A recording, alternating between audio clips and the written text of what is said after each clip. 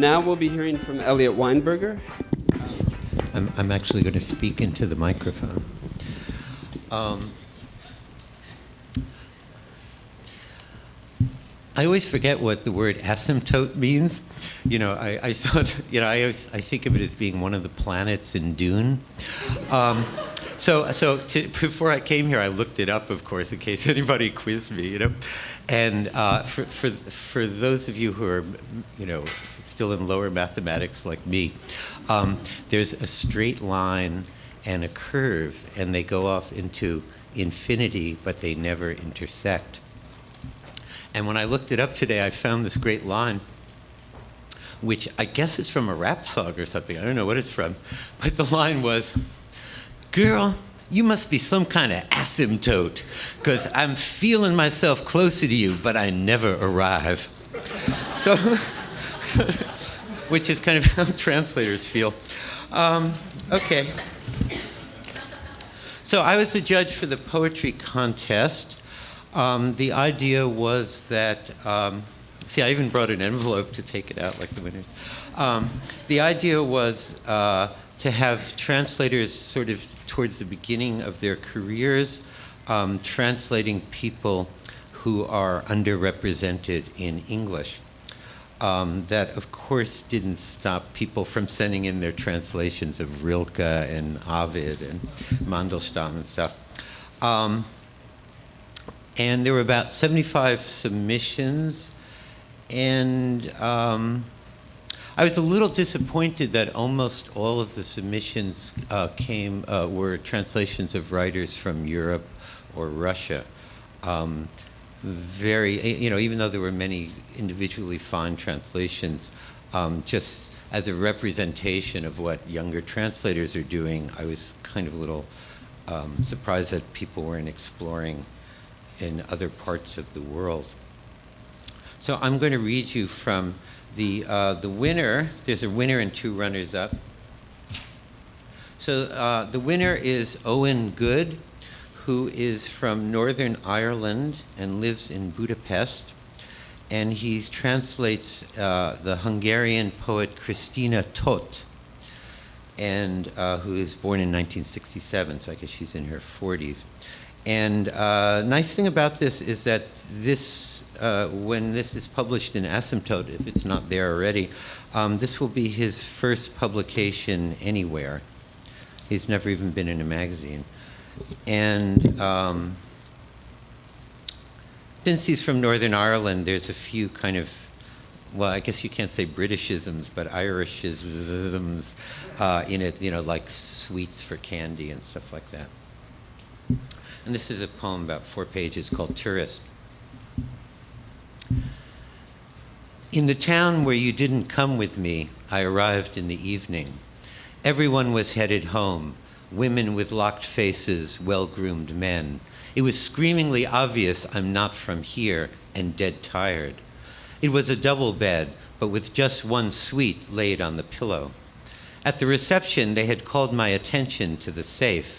I wondered what I could put in it that I'd leave behind as a souvenir, something that's uncontainable, precious, and from then on how I'd have to go on so that as soon as possible I could forget the code. In the town where you didn't come with me, it was cooler than home. I dandered the length of windy streets, constantly checking the phone. Among the shelves of a Chinese shop, I filled an hour. The suspicious shopkeeper watched me from behind the cash till. It was screamingly obvious I'm not from here and dead tired. How fragile we are, murmured Sting on the radio. I paid, rummaging about for the change. At home, the robot, which survived the cargo hold, broke down straight away. It span around itself, keeled over onto the carpet, and just stared, as though, like my son said for batteries, his heart had been ripped out. Although when you did come, it was never good. In a different town, a sore suddenly appeared on your mouth in the night. We couldn't think what the English is for herpes. You pouted and pointed at your mouth in the pharmacy, leaning over the counter like a Romeo. Finally, the woman in uniform got it. Disgusted, she served us. In a third town, the toilet became blocked. We stared at the toilet bowl in our friend's apartment. There was the turd, like the end of a tail on a lurking animal. When we flushed, the animal growled. We didn't dare aggravate it further. The Portuguese plumber asked where we're from, perhaps weighing up whether we had flushing toilets there, flap-levered flushes and the like. If you don't feel them loathing you, they've already screwed you. You said that night in bed. Sorry. If you don't feel them loathing you, they've already screwed you. You said that night in bed. We were speaking about plumbers instead of making love. Sorry. The town where you didn't come with me, I'd soon walked all over. On the main square, an ornate clock measured the time not spent with you. In the hotel lift, a man with a laptop stared and stared. Early morning aftershave smell hung about him. I could love anyone as long as it's not you, I thought at the time. We could go for a walk. Clumsily, he'd hold the umbrella. I'd lie that you're calling me from home, even though it was just my balance update. I completely ran out of everything, like I'd run out of reason, hanging off me my bedraggled dress, my life. It was screamingly obvious that I'm not from here and dead tired. On the coffee machine, I pressed at the wrong button. I stepped back. The steam poured out. There wasn't a clean table in sight. The town where you didn't come with me was sown with rain. 3 years it took for me to come back. Since then, the downpour has grown to seed. Between translucent stems, cutting a path with my umbrella, I made it to the shop. The stock had barely changed. I bought a purse, and the old one, which you knew too, I threw into a dumpster in the hotel car park. Nobody saw, but I still felt like a pickpocket who'd robbed someone who isn't even in this poem, a cheat who sets off with a rolling suitcase, leaving behind a past unpaid for. The town where you didn't come with me, I remember well as a gap in my mind. How many places I've been without you since. To tell the truth, it's you I can thank that I became an expert tourist in my life. I cross from year to year, never forgetting that wherever I am, sometime I'll have to go home. Until then, with a good map I do well. I always make it during sleepless nights through crowded alleys of memories I roam.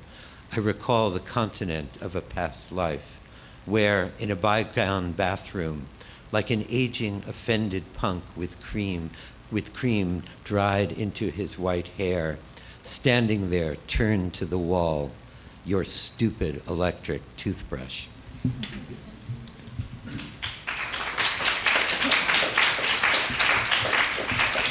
So the winner of the prize gets $1,000, and then there were 2 runners-up, and they offered me $500 to do this. So then I said, well, just split it between the runners-up.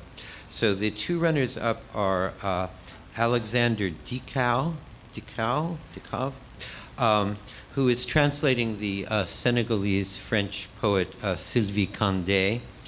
And it's this very long, complicated poem called La quête infinie de l'autre rive, which he translates as the never-ending quest for the other shore. But he probably should change the title. And this is a very long poem, and it's a book-length poem, and it's hard to excerpt. So I won't read that. But I mean, it's too impossible. I was trying to find like something, but it kind of just flows along. It doesn't work. And then there was a 2 translators. The first one is named I don't know how you pronounce this. Taye, maybe Taije. Taye Silverman and Marina della Puta Johnston, who are translating this early Italian modernist poet Giovanni Pascoli, who was 1855 to 1912. And I thought the contest is really for translations of contemporary authors, but I thought these translations were so terrific, so I made them a runner-up. He kind of reminds me of Antonio Machado a little bit. He's kind of an early modernist, rural poet writing about peasants and things like that. And this is a very short poem called Laundresses. In a field half pale and half black, from turned earth rests a plow without oxen to pull it. In the deft sweep of mist that surrounds, it seems left long behind. And in stretched stubborn rhyme comes the song of the laundresses down by the creek where they're washing.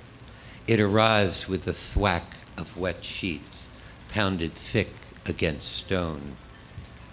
Wind blows, and like snow the boughs flutter and fall, and you haven't yet come back to town. What a state I was in when you left here back then, like a plow above black, fallow ground. Thanks.